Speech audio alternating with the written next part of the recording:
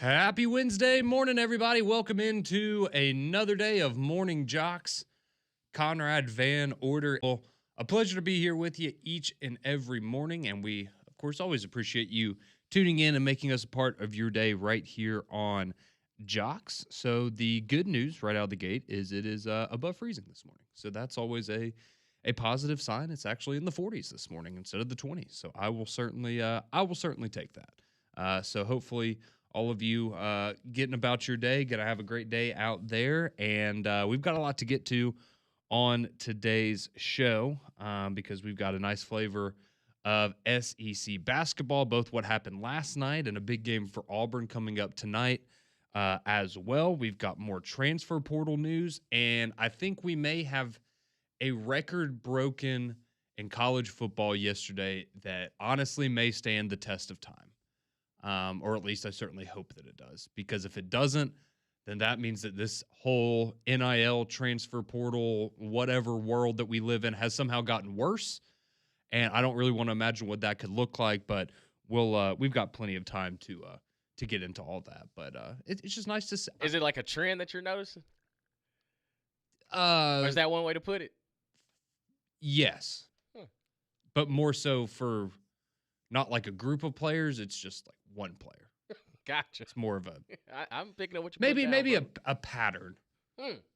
A pattern of behavior that hey, nothing but consistent, I'll just say that. Yeah. But we'll get into everything that's going on in the transfer portal because we do have some Alabama and Auburn news to get to as well. But let's start on the hardwood, Damian, because we did have a few games of SEC hoops underway last night. And so you had Alabama, they coming off of back-to-back losses in conference play. Obviously, a loss to Vanderbilt last week, a very good, not top 10 Vanderbilt team. But then you had Texas at home on Saturday, and a game that, I mean, let's just be honest. If you're Alabama, you got to win those games. You should win those games, but you didn't.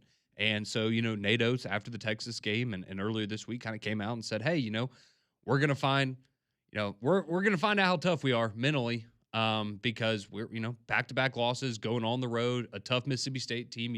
Chris Jans are always going to be coached well, leading scorer in the SEC. Like, if we trip up, they're going to take advantage of it. And for the first 15-ish minutes of the game, that's exactly what happened. Mississippi State was just straight up giving it to Alabama, and they were letting them do it. Alabama really had no answer. Mississippi State was shooting the ball well. Alabama was not. And I mean, before you knew it, Mississippi State had pretty much doubled up Alabama, and it really, really wasn't looking good. But then at that point, you had it where it was 29-15 for Mississippi State with about 7 minutes left in the first half. It wasn't looking pretty at all. And in that moment, something happened, and you saw a completely different Alabama basketball team over the final 27 minutes of that game last night. So just at this point, again, it was 29-15 with 7 minutes and 12 seconds left. In those 7 minutes and 12 seconds, Alabama goes on a 21-5 run. So they now have a 36-34 halftime lead. So you're feeling pretty good about that, right? Now it's a close game. Then on top of that, you come out in the second half, and in the first 4 minutes of the second half, you then go on a 17-5 run. So very quickly, not only have you gone from, oh, we're down by 15 to, oh, it's a tie game or we're up by a basket, feeling good, to you're now up 15 points. And that was essentially it. Mississippi State in the second half, they got it down to like 10 at one point and kind of had it around there for a little bit. But Alabama did a really nice job of, at that point, just kind of keeping it a double-digit game, and that's really all that she wrote. But got to give credit to Philon, man. He was great.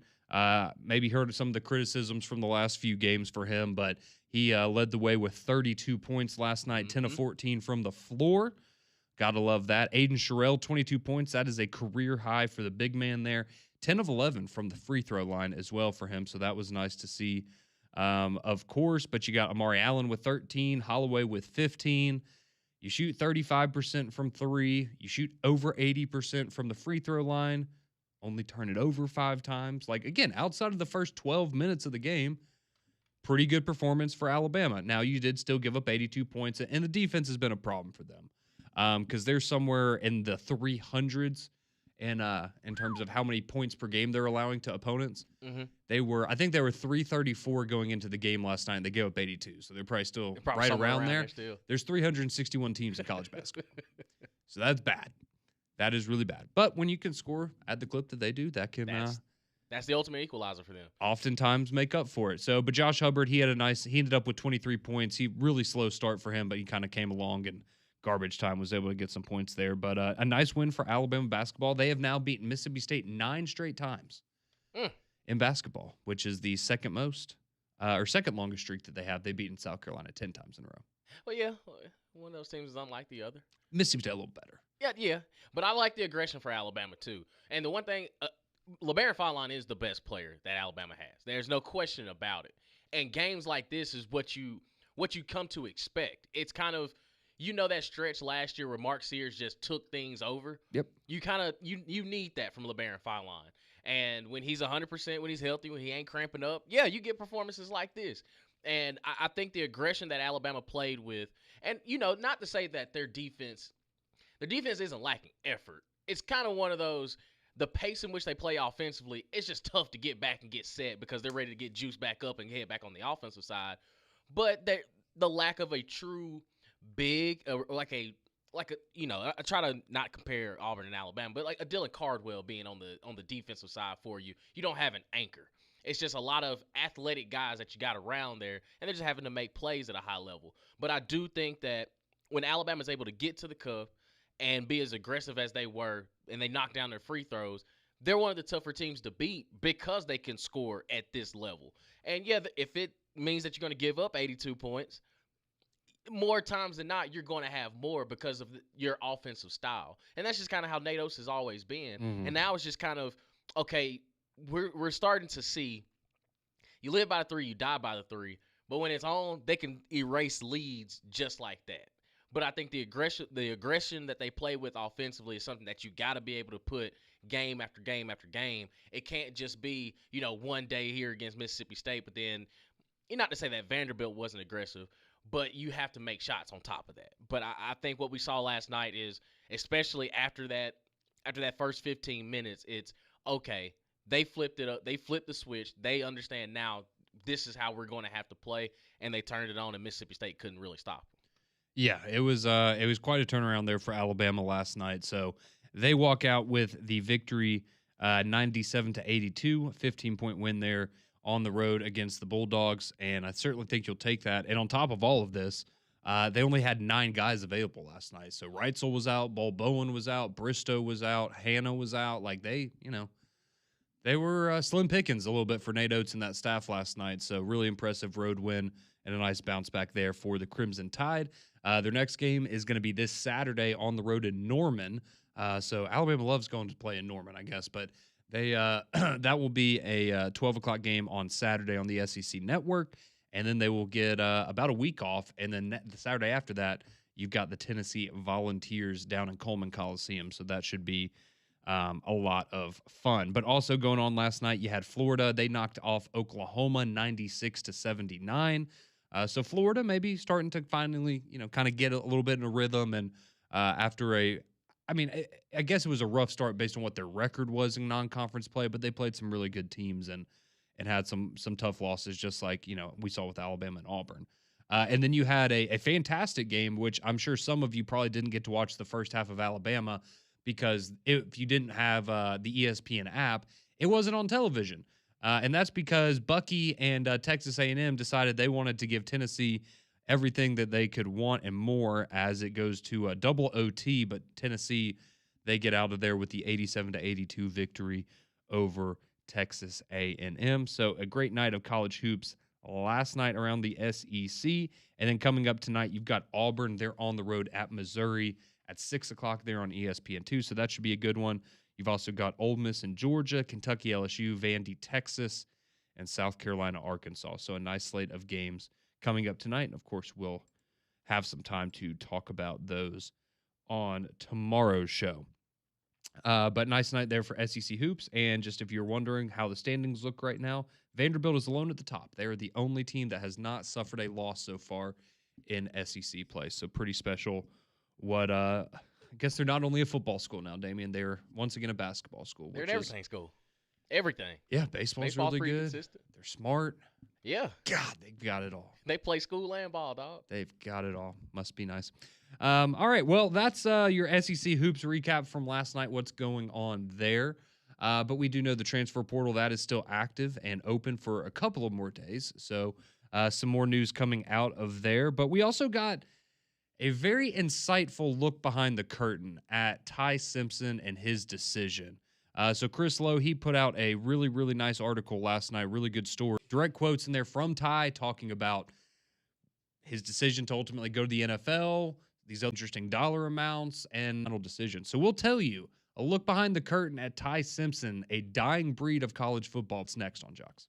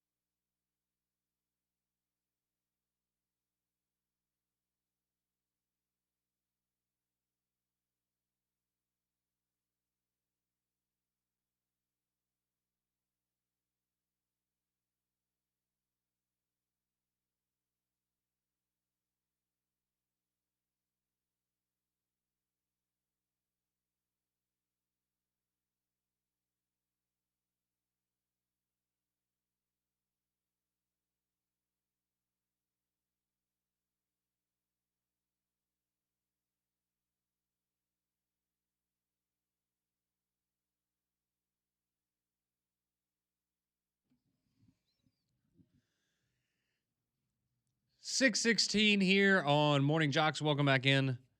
Conrad and Damian here with you as it's a little bit of a look behind the curtain of NIL and the transfer portal and the courting process of other schools. I mean, I guess maybe tampering.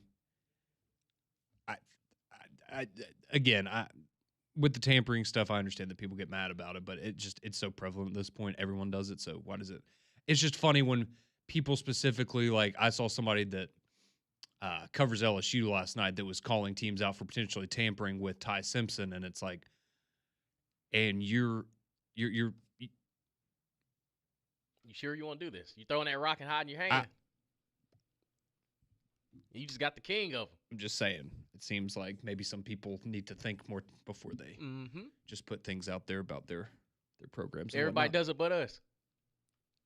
No, just everybody does it, and it is what it is. But anyways, on 3 Sports, Chris Lowe, they put out an article last night, and I'm sure some of you have seen it. But it's going over Ty Simpson and kind of his whole decision because he did make it official yesterday that he is going to the NFL draft. He posted, I guess, a picture on Instagram of his locker there in the athletic facility and, with a little goodbye message. And that was, that was his decision. And we wish him the best of luck and hope that, wherever he lands, he has a great career and it's not the Jets or the Browns because that's where careers go to die for quarterbacks. But nonetheless, it was kind of an interesting look on the decision-making process because we knew that he had announced his intent to enter the transfer portal, enter the NFL draft last week. But then you got reports that Miami was throwing big money at him. Tennessee was a team that was interested. Ole Miss was another team that was interested. And so it was just kind of cool to get a behind-the-scenes look. And a lot of this stuff is like direct quotes from Ty Simpson himself on kind of what the last week or two has been like for him. So this was him on being courted by Miami. So this is what Ty Simpson told Chris Lowe. He said, quote, Miami was kind of like, all right, we're going to move on. Then they lost out on Sam Levitt, and they came back to me with that big number. And then Ole Miss called me again and said that they could match it. That number was $6.5 million. Or essentially, that's the number that Miami got to. And so I'm assuming that that's what he's referencing that Ole Miss was able to match. He says that Tennessee said they would go as high as $5 million if he had been interested in coming back. But 6.5, that was the big money talk there. But I liked how he was, pretty transparent. He's like, yeah, Miami's, they weren't interested because they're like, we'll just go after this Levitt kid. And then realized that wasn't going to happen. And they said, oh, you know what, Ty, we'll actually make you a better offer. And then Pete Golding says, you know what, I think we might be able to match that. We got that. And but still wasn't enough to sway him. So he ultimately says that he talked with Coach Saban after the Indiana loss, and that Nick Saban essentially told him, all right, if you take money out of it, which decision would you make? Like if you were not getting paid a single penny, what would you do? Or if you're getting paid the exact same amount, what would you do? And ultimately, that's why he decided to go to the NFL because that's always been a dream of his. But I mean, he says in the article, it's a quote, I felt really good with my decision to go pro, but the amount of money to play college football again for what amounts to about 8 months really makes you stop and think like, yeah, it's not even a full year's worth of work. It's 8 months you're making almost $1 million a year. Yep. The king of the campus, wherever you are, wherever you go. I mean, I'm just saying, imagine you're 21 years old. You're a future NFL quarterback. You're making $6 million and you're living in South Beach. Mm-hmm. I'm telling you. I would imagine your extracurriculars, if you wanted them to be, could be quite interesting. Yeah, absolutely. 21-year-old Damian getting paid that kind of money. Oh, my gosh. It would have been right. Dangerous. Dangerous for anybody. But Ty Simpson's cut from a different cloth.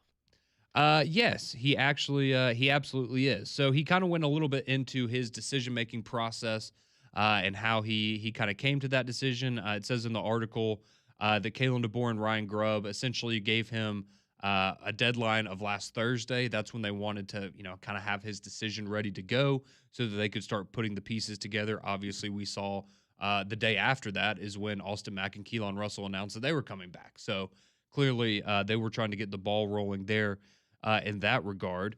And so this is Ty Simpson. This is what he said about Ryan Grubb and Kalen DeBoer. He said, quote, KD and Coach Grubb have been so good to me. I'm sure they were wondering what was going on because they wanted a decision from me last Thursday so they could start building the roster for next year. I was honest and told them what I'd been offered, but that I just couldn't do it because of everything that I stood for and what Alabama had meant to me and the legacy I built there. Everybody would just remember me as the guy who took all this money and went to Miami or Tennessee for his last year. But I was a captain. I put my hand and my footprints in the cement at Denny Chimes. I would have lost everything that I built at Alabama. Respect. I respect the crap out of that. I will be the first person to also say, I hope that from a business standpoint, this is not the kind of thing he comes back and goes, man, maybe I should have done that. Because it would be really hard for me to, again, turn down that type of an offer. Mm-hmm. There's not a lot of guys in college football that would do that. There's not a lot of guys in any profession that would do that. So that's pretty. Again, that's just one of those things where I don't care if you're an Alabama fan, an Auburn fan, a Tennessee fan, an LSU fan, a whoever fan. Like you can't hate on that, man. Yep. You really can't. So that really is very commendable on his behalf. And we had kind of talked about that. It's like, what if he's just one of those guys like he just can't imagine playing anywhere about, like kind of tongue in cheek. And no, that's straight up part of the decision for him was I want to go to the NFL. That's always been my dream. And these guys gave me an opportunity. So I'm not going to turn on them and go, especially go and play for, Tennessee or somebody like a rival.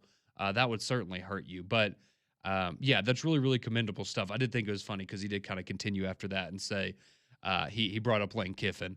And Ty said, Lane Kiffin was at Ole Miss, built a great team, a team that went to the playoff, but then he went to another SEC school to better himself, better his career, and get a better salary. Now, of course, he's hated at Ole Miss, but that's the business side of things. He's very real. I like that. He's a realist. Mm-hmm. But he's a breath of fresh air of, for everything that we get upset with the way college athletes or the way college football is trending. He's cut from the old school cloth of, nah, man, like I committed here for a reason. I wanted to be on the Alabama Crimson Tide. I am a captain. Like I will forever be cemented here in the legacy that, goes well beyond just Ty Simpson's tenure at Alabama. And also, when you look back at the season that they had, they wouldn't be in a lot of positions that they were in without Ty Simpson being the quarterback. Oh, you're absolutely right. So I think that he's a breath of fresh air of just what the new age college athlete should represent. Of like, nah, man, my business was here in Tuscaloosa, Alabama. I didn't want to go anywhere else.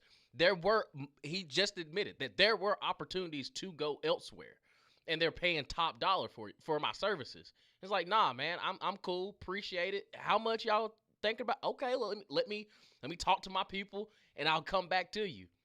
He went about it a very business-like approach of, hey, I appreciate y'all. This ain't my cup of tea. I'm going to the NFL. Yeah, it's again pretty remarkable stuff, and again, it's regardless of who you root for, like kids like that. I mean, it's hard. You can't find something to really hate on for that. It's just, man, it's almost hard to believe like that you're hearing somebody actually say that because that's the kind of stuff we were used to growing up, and that's why we love college football is because these kids grew up being a fan of that school or university, and they want to be a part of that legacy and that culture and be remembered as a member of that program. And now you got kids that are transferring 7 times in a career. It's crazy where we are. A couple other just interesting kind of notes from the article. He did confirm if anybody out there was, wanting confirmation of all of the injuries and things he was battling through this year. He did confirm he had a disc problem in his back, which is something that we had heard and many of you had asked us about over the course of the season. He had the elbow problem that you saw flare up in the Indiana game after he got hit, and ultimately what took him out and put Austin Mack in the game. And then apparently he had also at some point had a negative reaction to some medication that he was put on during the season. And he said that between the Iron Bowl and SEC championship games at the end of the season, he was eating only chicken noodle soup and crackers for the 2 weeks there at the end of the season because he literally couldn't eat anything else because his stomach lining was being destroyed by this medication. So certainly went through some stuff there for Alabama, and the fact that he was able to make it as far as he did, again, pretty special season for one Ty Simpson. We'll leave you with this, though, because while Tennessee did make an offer for him this year, they may be kicking themselves a little bit because he did reveal in the article, he was asked, well, what's the closest you did come to transferring? Because obviously he had a number of years that he could have left and probably made a lot more money. I mean, we found out his base pay, whatever, this year was $400,000. I would imagine that's very low in the quarterback hierarchy in college football. But he wanted to stay at Alabama. That's where he wanted to be. And so he stayed there. But he did say that the closest he came to leaving Alabama was actually after the 2024 season. So it was before this season when he was named the starter. And the reason for that was because if Nico Iamaleava had entered the transfer portal in the winter, which we had always thought if you're going to go in the spring, why not go in the winter?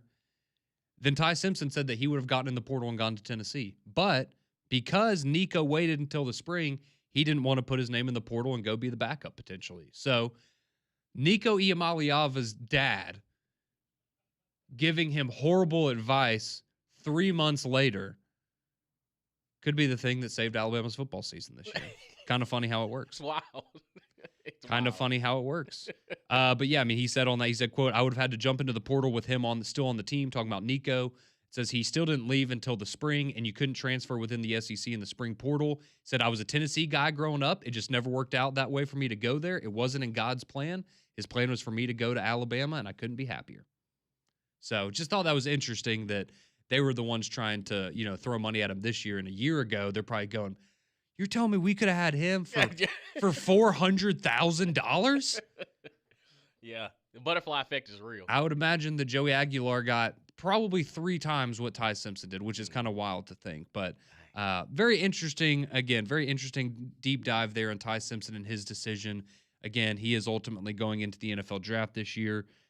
He's projected to be either a mid first round pick. I've seen anywhere from mid first round to mid second round kind of a guy. So, but according to his family, all of the research that they've done or all of the feedback they've gotten is that he is locked into the first round there. So, best of luck to Ty Simpson moving forward. Just kind of an interesting. It's cool to get to see how because we always get question processes go and how guys come to make certain decisions and how teams offer them or all of these different things. And so it's nice to kind of be able to peel back the curtain and get a look at what it's really like there. So very good stuff from Chris Lowe and On 3 Sports there. But with Ty Simpson, he's now gone in 2026 for both Alabama and Auburn. The latest transfer portal news for both teams we'll tell you next on Morning JOX.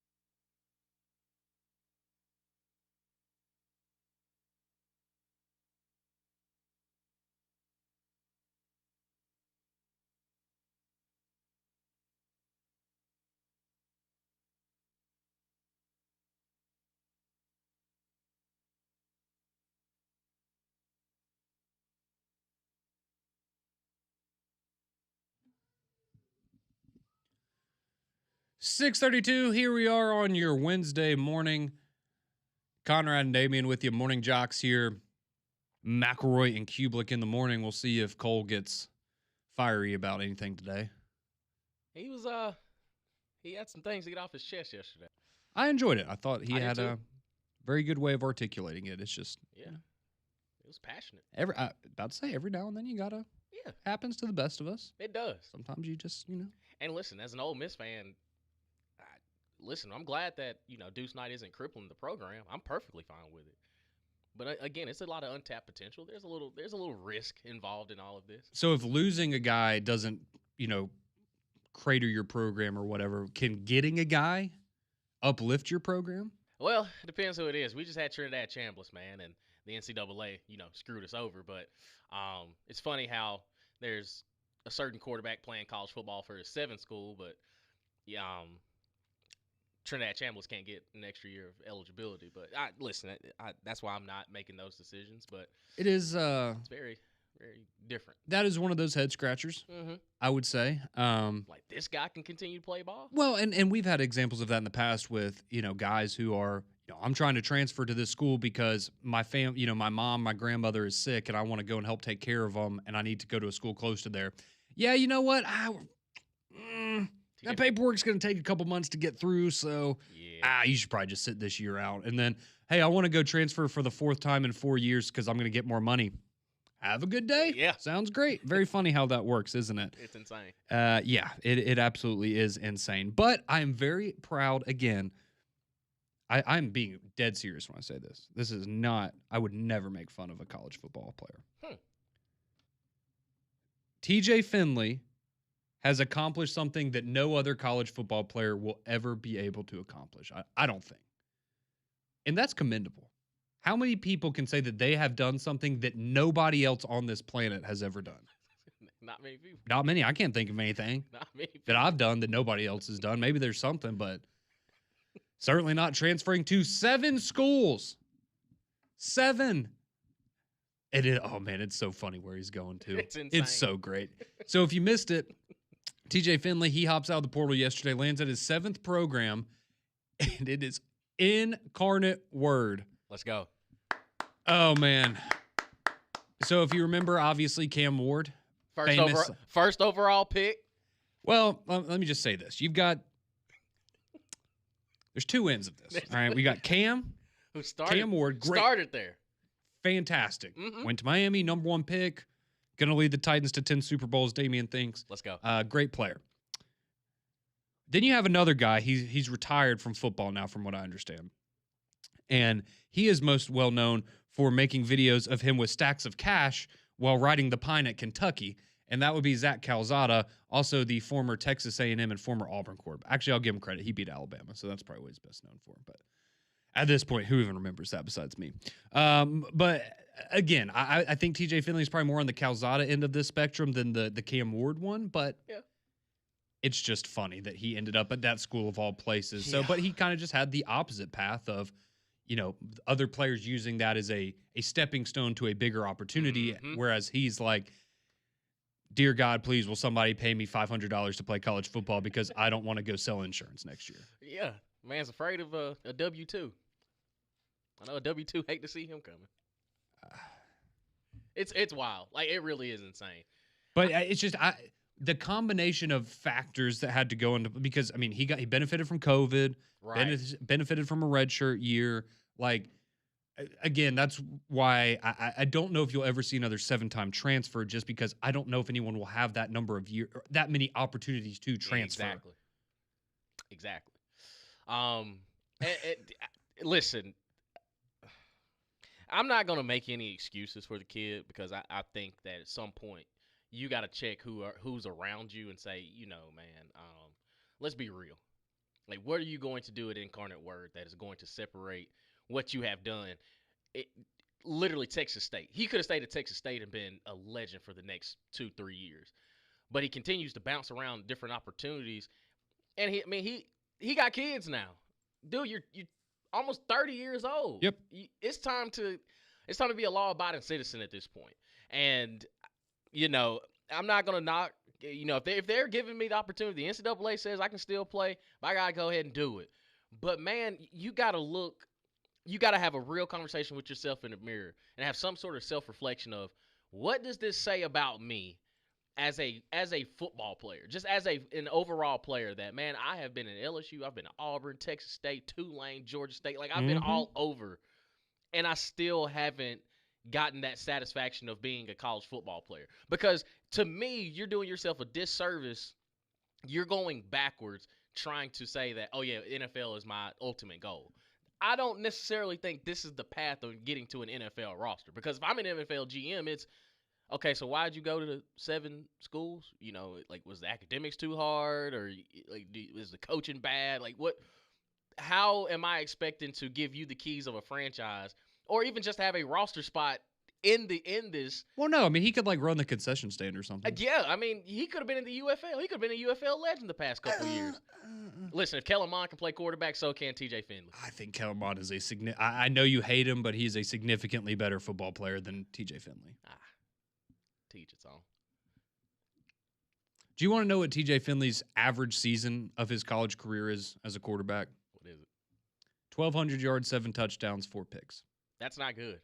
That's your average season. That's not good for a career. And you're 7 years into this thing. 7. You know who's the same age as TJ Finley? Born in the same year. Who? Carson Beck. Yeah, he's played a lot of football. Well, he's only been to 2 schools though. That's a little different. It's just funny how, again, the TJ Finley thing's absurd, but honestly, like Carson Beck played a long time too.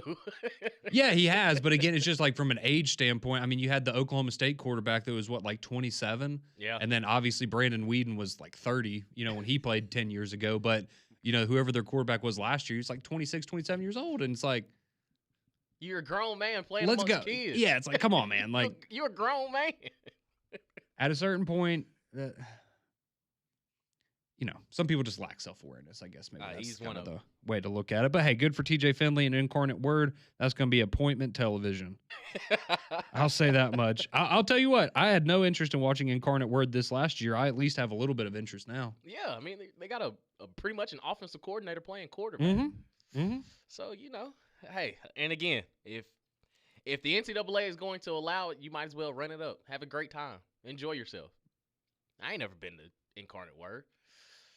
But, I mean, again, Cam Ward put him on the map because it's, okay, he went there out of high school, put up what numbers? Then he goes to Washington State, does the exact same thing, goes to Miami, does the exact same thing, and now he's a Tennessee Titan for life. So, listen, to me, the pathway is if you play quarterback at Incarnate Word, you're gonna have some success because Zach Calzada got paid. He got money. He rich. He let us all know he got bread. So I'm like, okay. I guess Incarnate Word is just that. It's the pipeline. It is the direct pipeline. If you want success in life, go to Incarnate Word. They're like the death row of, you know, college football now. If you don't want your coach all up in your videos. And yeah, stuff, they're the island of Word. misfit toys for quarterbacks, which, I mean, honestly, it's... Look, 5 years ago, I didn't know Incarnate Word was a school. So, you know, they're obviously, you know, stock's going up for Incarnate Word. I'm just saying. Stock's going up. Watch out. If Mark Cuban or somebody gets a whiff of that, they might be the next Sac State, baby. They're going to start loading up on talent. It's wild, man. I'm sure they've got some great alumni there that absolutely that would love to foot the bill for that. But that's enough TJ Finley. I'm tired of talking about him. Tired of it. Let's get to some other portal news, though, because you do have a little bit for Alabama. Not as much for Auburn yesterday. Kind of a quiet day as we kind of winding down here in the transfer portal. Again, Friday is the final day to enter your name into it. You can still come out after that, but you got to have the paperwork filed to put your name in by this Friday. So kind of winding down here on portal season right now. But for Alabama, they do get a piece out of the portal yesterday, and Washington defensive lineman Caleb Smith. I've got some good news for you, Damian. Of all the players in the portal, he's in the top 1,500 highest rated. Top 1,500? Yep. Yeah, out of, what, about 6,000 people that are in the transfer portal? He's in the upper top half. 25%. Hey, that's a big get. That's phenomenal. Bring a guy back home. Yeah. Yeah, this is a perfect fit. He's a guy that plays for Washington, and I just again, a lot of people. He was a true freshman last year, so it's not like Ah, he's not a DeBoer guy that oh, yeah, I'm yeah. going to stick it out for a couple years and now I want to go. It's I'm sure maybe that connection helped, but it's I don't know. But anyways, he was a true freshman last year. And I think the reason that he decided to ultimately come back here is he is a local product. He played at Parker High School, previously was at Gardendale High School, so a local kid here coming back to the state of Alabama. But he was a three-star guy coming out of high school. He was the 105th best defensive lineman in last year's recruiting class. And yeah, he redshirted last year, so he's got 4 years left here at Alabama, but he's 6'7", 270 pounds. And the expectation is that he will kind of develop into that bandit position there at the defensive end. Because of that, Alabama is going to have to replace some talent at that position because LT Overton, he's going to the NFL draft. James Smith, Keon Keeley, they hit the portal. Kelby Collins, he hit the portal. And so now there's a belief that perhaps Caleb Smith could fit into this role because somebody that was going to play that role, or at least we thought, was Jordan Renaud, who was a holdover from the Nick Saban era. He, got to play and got some action this year, but you go look at his stat. He had like 15 tackles, a half sack. Nothing crazy, but he was a depth piece, right? He's somebody that you needed to come in there sometimes late in games and make a play for you. But he announced yesterday he's going to enter the transfer portal. So that means now that bandit spot there at defensive end, Alabama's losing their top three guys at that spot from last year. So we're going to have to see what direction they go moving forward. It looks like maybe Devin Tompkins, the kid from USC, could potentially slide into that role for Alabama, but you can see why they went and got Caleb Smith because hopefully he can develop into that in the next couple of seasons. And then finally, the last news there for Alabama, people have been asking us about it for a couple days, and that is that Dre Kirkpatrick Jr., he announced on social media that he will be back. So, And again, in his situation, young guy makes a mistake, owned up to it. They're I'll handling give it him credit. in-house He could have easily left. easily. He's like, nah, I'll give him man. credit for that. Yeah, and commendable. And I hope that him making this commitment to come back and just locking in, understanding, this opportunity isn't given to everybody. Like you've really got to. If anything, to me, that kind of shows that at least the coaching staff sees like, hey, man, we're here with you. Like we're just trying to correct what we can correct, and let's move forward. So I'm excited to see what his future holds. Whether that's playing time, but understanding that hey, these opportunities are very very slim. So kudos to him. Absolutely. Absolutely. Well, flu season is here, and you can make your home healthier with Trane's Clean Effects Home Air Cleaner. It removes up to 99.9% of airborne particles, including those causing virus. It's 100 times more effective than standard air filters and 8 times more effective than HEPA room filters. So go find a dealer near you today online at Trane.com. Hey, what's going on with Alabama and Auburn? According to 247 Sports, Alabama number 35 in the portal rankings, Auburn number 50 up to date if anything changes in that regard. But a lot of you chiming in, your thoughts on the Ty Simpson article, your thoughts on TJ Finley. We'll go to the Courtesy GMC text line next here on JOX.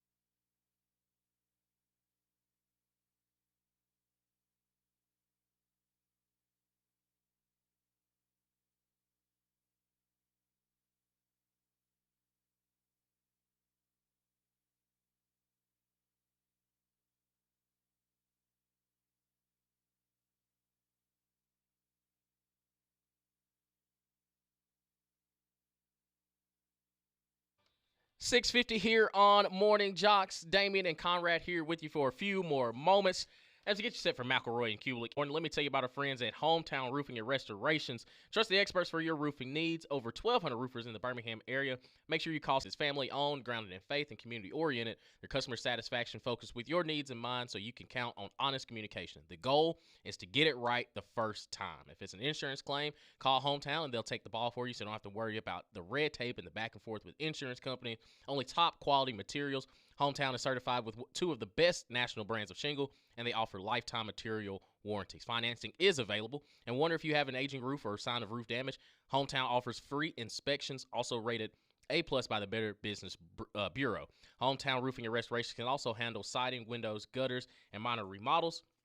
Again, you give them a call at 205-984-4777 or htroofers.com. Again, that's 205-984-4777 or htroofers.com. Hometown Roofing and Restorations, do it right the first time. Well, we always love hearing from you each and every day here on the program, 205-834-9450. That gets you on the courtesy GMC text line, where we have a number of your comments rolling in on a variety of topics that we've hit on today. So we'll start off with Clamp. He says, does TJ Finley also have 7 scooters? I don't know. Maybe that's his thing. It's like, I'll take a discount. I just want a scooter. I want a scooter. I was asking Greg and Cole if they had any of the TJ Finley Auburn merch from when he was trying to do like that kind of NIL thing, get the infancy of it. Mm-hmm. But no luck there. That's a collect. I'm being serious. That'll be a collector's item if you have it. Oh, absolutely. Absolutely. But he graduated from Auburn too, right? He did. I will say that is the smartest thing he's done in his college career. That's a great degree to have. Mm-hmm. I will give him credit for that. That was also 4 years ago? Sounds about right. This one comes in, and this kind of goes on to also, if you missed it yesterday, it was announced that they're considering changing the redshirt policy from 4 games to 9 games, which is absurd because if you're going to make it 9 games, just get rid of it and just give everyone an extra year. Like, what are we doing here? Oh, you can play in 9 games. Great. So you're going to play in all your conference games and not the non-conference games. Like, it just, why can we not get the simple things right? I'm sorry. Like, what are we doing? That's the dumbest thing I've ever heard. Anyways, nonetheless. Insane. Just give them the 5th year. But that's what this text says. Just give everyone 5 years, no matter what. Just use it however you want. You want a red shirt a year and sit? Sure. But you got 5 years. Make the most of it. You want to go to 5 schools in 5 years? Great. You want to go to 1 school in 5 years? Great. I agree. Let's see. Eric from Steed chimes in. He says, I'd love to see the Texans take on the Rams in the Super Bowl. Okay. I don't know where that came from. Just kind of random. The Texans? Well, I know you know. No. And the Rams? Who wants to see Matthew Stafford in another Super Bowl? The Hall of Fame voters. Yeah, that's the only way he's going to get in.